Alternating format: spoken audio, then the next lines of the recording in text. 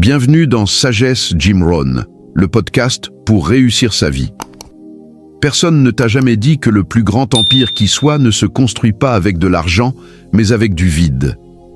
Partir de rien n'est pas un handicap, c'est le cadeau le plus précieux que la vie puisse t'offrir. Regarde autour de toi.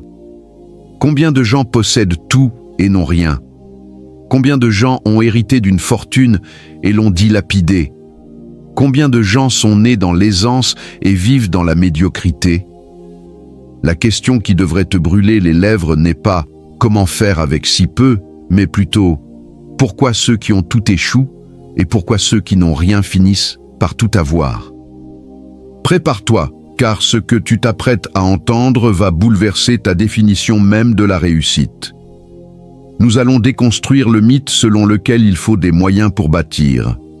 Nous allons explorer ensemble la psychologie des plus grands bâtisseurs, ceux qui ont commencé sans capital, sans relations, sans éducation, sans rien, et qui ont pourtant érigé des empires qui traversent les générations. Ce message n'est pas destiné à ceux qui cherchent des excuses. Il est destiné à ceux qui sont prêts à comprendre que le rien est en réalité le terreau le plus fertile pour les plus grandes récoltes. Partie 1. Le problème principal, la tyrannie du « je n'ai pas ». Il y a une prison bien plus redoutable que toutes les prisons de pierre. Celle-ci n'a pas de barreaux, pas de murs, pas de gardiens. Et pourtant, elle retient captifs des millions d'êtres humains, parfois toute leur vie. Cette prison, c'est la tyrannie du « je n'ai pas ». Je n'ai pas d'argent, je n'ai pas de diplôme, je n'ai pas de relation, je n'ai pas de chance, je n'ai pas de temps, je n'ai pas de talent, je n'ai pas... Chaque « je n'ai pas » est un barreau supplémentaire à ta cellule. Chaque « je n'ai pas » est une raison que tu te donnes pour ne pas commencer, pour ne pas oser, pour ne pas tenter. Et le plus tragique dans cette histoire, c'est que ces barreaux n'existent que dans ton esprit. Ils sont le fruit de ta propre imagination, alimentés par la peur, alimentés par la comparaison, alimentés par une société qui te répète sans cesse qu'il faut avoir pour être. Le problème principal, la racine de tous tes échecs passés et de toutes tes stagnations présentes, n'est pas ton manque de ressources. Le problème principal, c'est ta définition du rien. Tu considères le rien comme un désert aride, comme un vide stérile, comme une malédiction. Tu pleures sur ce qui te manque au lieu de voir ce que ce vide rend possible. Un terrain vide n'est pas une terre maudite. Un terrain vide est une opportunité. Tu peux y construire ce que tu veux sans avoir à démolir ce qui existe déjà. Tu n'as pas à raser des constructions existantes. Tu n'as pas à composer avec les erreurs du passé. Tu as une ardoise vierge, le rêve de tout architecte, de tout créateur, de tout bâtisseur. Laisse-moi te révéler une vérité qui va te libérer si tu l'acceptes. Tous ceux qui ont bâti des empires ont commencé avec moins que toi, beaucoup moins que toi. Ils n'avaient pas Internet pour apprendre. Ils n'avaient pas de livres à portée de main. Ils n'avaient pas de mentors accessibles en un clic. Ils n'avaient pas la sécurité sociale pour les rattraper en cas de chute. Ils n'avaient rien. Littéralement rien. Et pourtant, ils ont construit. Ce qui les différenciait de la masse, ce n'était pas leur compte en banque. C'était leur état d'esprit. C'était leur philosophie. Sur Sagesse Jim Rohn, nous croyons que la seule chose qui sépare celui qui réussit de celui qui échoue, ce n'est pas ce qu'il a, mais ce qu'il est. Et ce qu'il est, c'est le résultat de ce qu'il pense, de ce qu'il croit, de ce qu'il fait chaque jour. Partie 2. Les causes cachées de l'immobilisme. Alors, si le problème n'est pas le manque de moyens, pourquoi tant de gens restent-ils coincés dans la médiocrité? Quelles sont les causes invisibles, ces forces souterraines qui empêchent l'élan de la vie de nous porter vers notre grandeur? La première cause, la plus profonde, c'est l'identification à son histoire. Nous nous racontons des histoires. Nous devenons l'histoire de nos malheurs. Je suis comme ça parce que j'ai grandi sans père. Je suis comme ça parce que mes parents étaient pauvres. Je suis comme ça parce que j'ai été trahi. Nous portons notre passé comme un fardeau, comme une excuse, comme une identité. Et tant que nous nous identifions à cette histoire, tant que nous disons « je suis », en parlant de nos blessures, nous restons prisonniers. L'histoire devient une prophétie auto-réalisatrice. Elle nous définit, elle nous limite, elle nous emprisonne. La deuxième cause, c'est la confusion entre le confort et la sécurité. Nous recherchons le confort. Nous voulons un job stable, un salaire fixe, des certitudes. Nous confondons cette zone de confort avec la sécurité. Mais c'est une illusion. Le confort n'est pas la sécurité. Le confort est un sommeil profond pendant que le monde change autour de toi. Le confort, c'est cette couverture tiède qui t'empêche de sentir le froid, mais qui t'empêche aussi de bouger. La véritable sécurité ne se trouve pas dans l'immobilisme. La véritable sécurité se trouve dans ta capacité à t'adapter, à apprendre, à créer. Et cette capacité ne se développe que dans l'inconfort, dans le défi, dans le risque. La troisième cause, c'est l'envie mal placée. Nous regardons ceux qui ont réussi, et au lieu de les étudier, au lieu de nous en inspirer, nous les jalousons. Nous nous disons, ils ont eu de la chance. Ils sont nés avec une cuillère en argent dans la bouche. Ils ont triché. Cette envie est un poison. Elle nous aveugle. Elle nous empêche de voir le travail, les sacrifices, les échecs, les nuits blanches qu'ils ont traversées. Elle nous place dans une posture de victime, et la victime ne construit rien. La victime attend qu'on vienne la sauver. Le bâtisseur se sauve lui-même. La quatrième cause, la plus tragique, c'est la peur de l'inconnu, associée à la peur du regard des autres. Nous avons peur de nous lancer, peur d'échouer, peur d'être ridicules. Nous imaginons ce que les gens diront si nous tentons quelque chose et que nous échouons. Je te l'avais bien dit. Il ne fallait pas y aller. Tu es bien trop ambitieux. Cette peur du jugement est paralysante. Elle nous maintient dans le troupeau. Elle nous condamne à une vie petite, étriquée, sans éclat. Nous préférons la sécurité de l'anonymat à la gloire possible de la réalisation de soi. Partie 3. L'enseignement de Jim Rohn. Le pouvoir du vide créateur. Jim Rohn avait une vision radicalement différente de la pauvreté et du manque. Pour lui, le rien n'était pas un problème à résoudre, mais une condition à utiliser. Il disait souvent « Tu ne peux pas construire un gratte-ciel sur un marécage sans d'abord consolider les fondations. » Le rien est ce marécage, mais il est aussi l'opportunité de construire les fondations les plus solides qui soient. Lorsque tu n'as rien, tu es obligé de développer des muscles que ceux qui ont tout n'ont jamais besoin de développer. Tu es obligé d'apprendre la discipline de la privation. Tu es obligé d'apprendre la créativité du manque. Tu es obligé d'apprendre la valeur de chaque chose.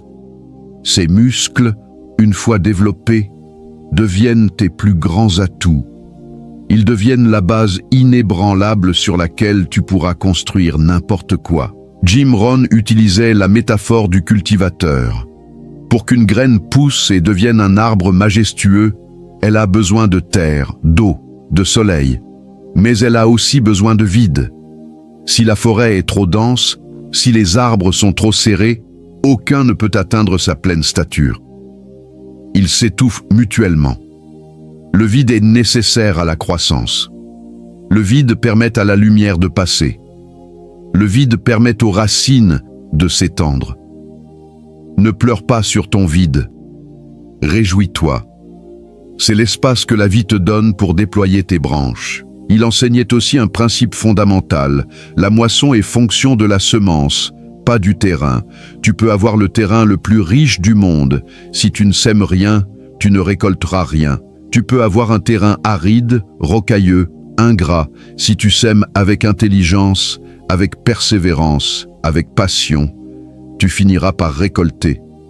Ce qui compte, ce n'est pas la terre que tu as reçue, ce sont les graines que tu choisis d'y planter. Et les graines, ce sont tes pensées, tes actions, tes habitudes, ta discipline. Le plus grand empire jamais bâti à partir de rien n'est pas celui d'un homme d'affaires, d'un roi ou d'un conquérant. Le plus grand empire jamais bâti à partir de rien, c'est toi. ta vie, ta personnalité, ton caractère. Chaque jour, à partir de rien, tu construis qui tu es. Avec tes choix, avec tes pensées, avec tes actions, tu ériges un édifice qui s'appelle toi. Et cet édifice, cette personne que tu deviens, est la seule fondation possible pour tout ce que tu veux accomplir dans le monde extérieur. Partie 4. Solutions concrètes, les piliers de la construction. Alors, comment fait-on, concrètement, pour bâtir un empire à partir de rien? Quelles sont les marches à gravir, une par une, pour sortir du néant et atteindre les sommets? Voici les piliers fondamentaux. Le premier pilier, c'est la vision. Tu dois voir avant de voir. Tu dois avoir une image si claire, si précise, si vivante de ce que tu veux construire, qu'elle devient plus réelle que ta réalité actuelle. Jim Rohn disait « La vue est la capacité de voir l'invisible ». Si tu ne peux pas voir l'empire dans ton esprit, tu ne pourras jamais le voir dans la réalité. Ta vision est ton plan architectural. Elle guide chacun de tes gestes, chacune de tes décisions. Elle te dit où poser la première brique. Et quand tu es découragé, quand tu es fatigué, quand tout semble s'effondrer, c'est cette vision qui te maintient debout. Le deuxième pilier, c'est l'éducation. Quand tu n'as pas d'argent, il te reste une ressource infinie, ta capacité à apprendre. Lis tout ce qui te tombe sous la main. Lis les biographies des grands hommes. Lis des livres sur le business, sur la psychologie, sur la philosophie. Écoute des podcasts, des conférences. Transforme-toi en une éponge.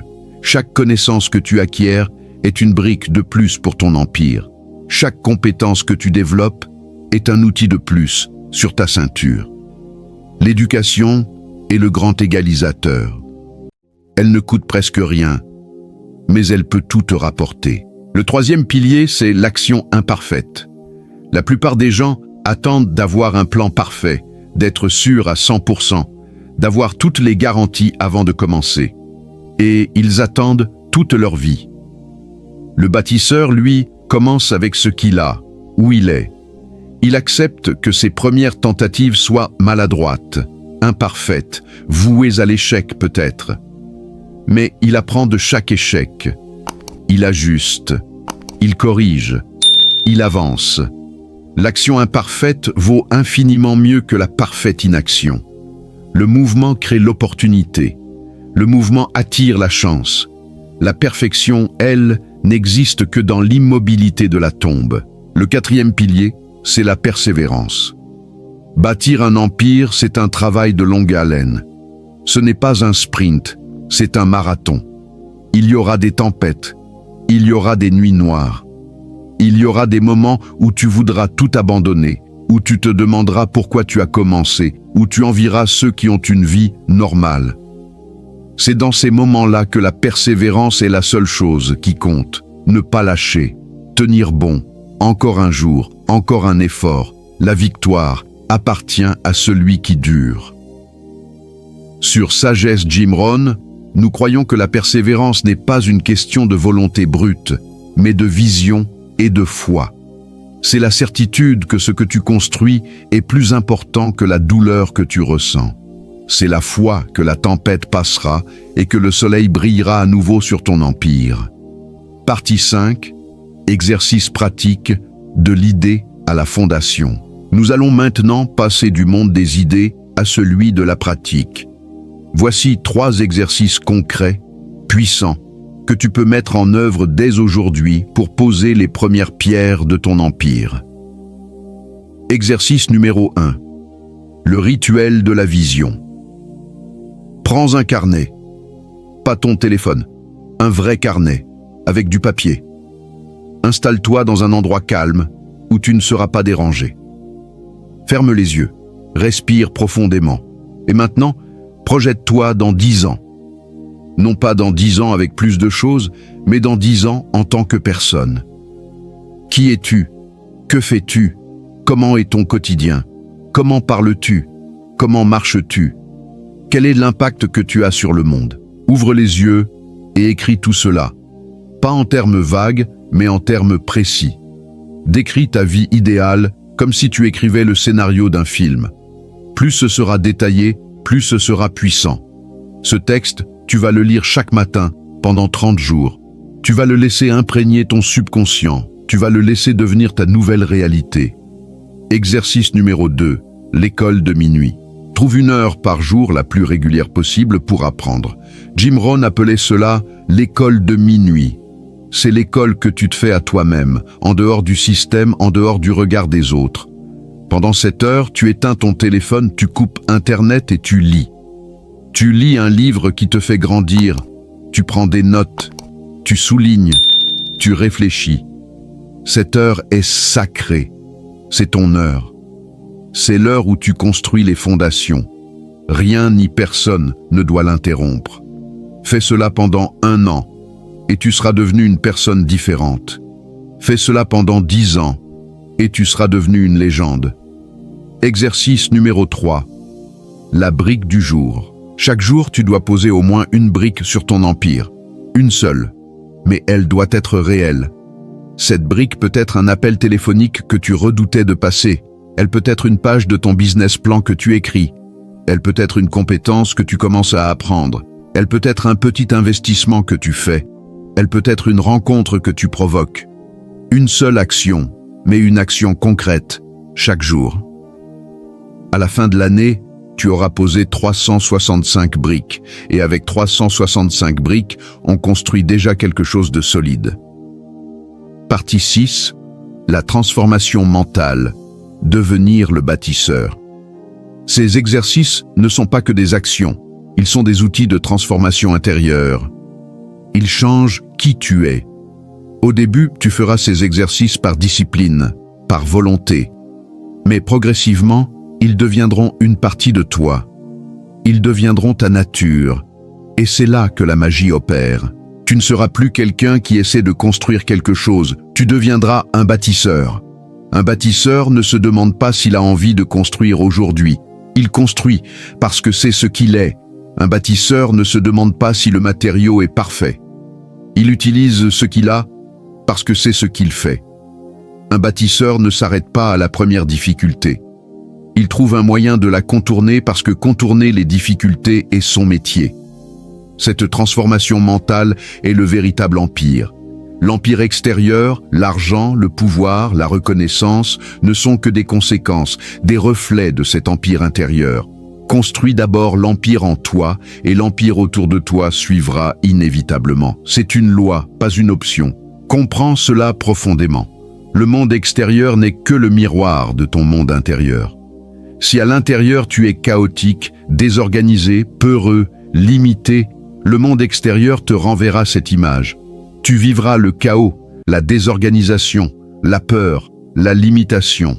Si à l'intérieur tu es ordonné, discipliné, courageux, illimité, le monde extérieur te renverra cette image. Tu vivras l'ordre, la discipline, le courage, l'abondance.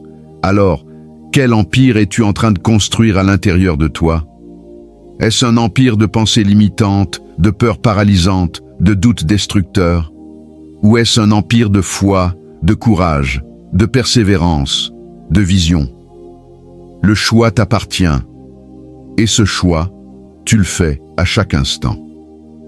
Partie 7. Message final. Le premier pas vers ta légende. Nous voici au terme de ce voyage, au bord du précipice de ta propre transformation. Je voudrais que tu prennes un instant pour regarder en arrière. Regarde tout ce que tu as traversé dans ta vie. Toutes les épreuves, toutes les difficultés, tous les moments où tu as cru ne pas y arriver. Tu es toujours là. Tu as survécu. Tu es plus fort que tu ne le crois. Et tout ce que tu as vécu, même le pire, t'a préparé pour ce moment. Le fait que tu écoutes ces mots aujourd'hui n'est pas un accident. C'est un appel. C'est une convocation. La vie te tend la main et te dit « Tu as assez pleuré sur ton sort, tu as assez attendu, tu as assez douté. Maintenant, lève-toi et construis. Tu n'as pas d'excuses, tu n'as jamais eu d'excuses. Le rien dont tu disposais jusqu'à présent était en réalité ton plus grand allié. Il t'a forcé à développer des ressources que tu ne soupçonnais pas. Il t'a forcé à devenir fort. Maintenant, utilise cette force. Utilise-la pour bâtir. Bâtis un empire, même petit au début, même modeste. Bâtis-le avec tes mains, avec ta sueur, avec tes larmes. Bâtis-le pour toi, pour ceux que tu aimes, pour ceux qui viendront après toi. Imagine un instant. Imagine-toi dans 10 ans, regardant en arrière, vers ce jour où tu as décidé de commencer. Imagine la fierté que tu ressentiras. Imagine la gratitude que tu auras envers toi-même de ne pas avoir écouté les peureux, de ne pas avoir cédé au découragement, d'avoir tenu bon. Cette image, cette fierté, cette gratitude, c'est ta motivation, c'est ton carburant. Garde-la précieusement. Si ce message a touché quelque chose en toi, si une flamme s'est allumée, ne la laisse pas s'éteindre. Nourris-la, protège-la. Et surtout, agis. Abonne-toi à cette chaîne, Sagesse Jim Rohn, pour ne jamais perdre de vue ta vision. Like cette vidéo si elle t'a donné de la force. Partage-la avec quelqu'un qui a besoin de l'entendre. Et dans les commentaires, écris une seule phrase. Je commence aujourd'hui. Engage-toi publiquement. Dis au monde et dis-toi à toi-même que tu es prêt. Rappelle-toi toujours cette phrase, la plus belle conclusion que Jim Rohn ait jamais offerte au monde. Tu ne peux pas changer ta destination du jour au lendemain, mais tu peux changer ta direction du jour au lendemain. Change ta direction aujourd'hui. Dirige-toi vers ta grandeur. Dirige-toi vers ton empire. Il t'attend. Il n'a jamais cessé de t'attendre. Va, construis, deviens. Merci d'avoir écouté Sagesse Jim Rohn. Je suis honoré d'avoir partagé ce moment avec toi. Maintenant, va et bâtis ta légende. À très bientôt pour un nouvel épisode de Sagesse Jim Rohn.